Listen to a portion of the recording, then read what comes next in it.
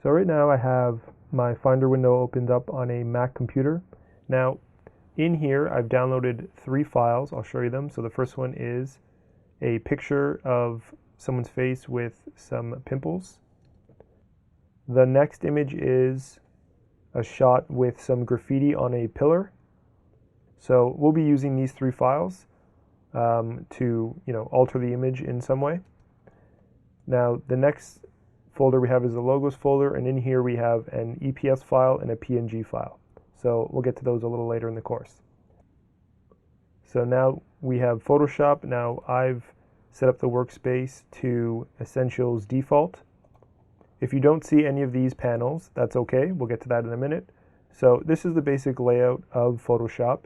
You have tools on the side. You have some additional options up here. You have a whole bunch of different stuff like, the layer panel, the navigator, history, character window. And then up at the top, just like most programs, you have all of these different options up here.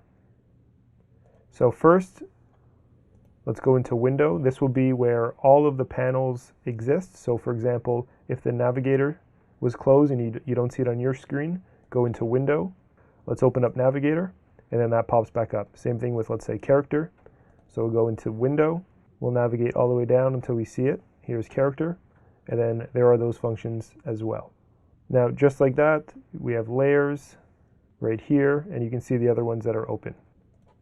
On the left side here, we have a bunch of different tools. We have our main selection tool.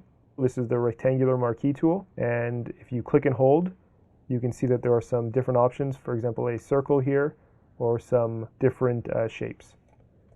Now you'll see that pretty much every single tool has a tiny arrow in the bottom right corner. That means that if you click and hold, you'll get additional options, and that means basically new tools. Down here we have some different colors. This is your first selection color, and this is your background selection color or your second color.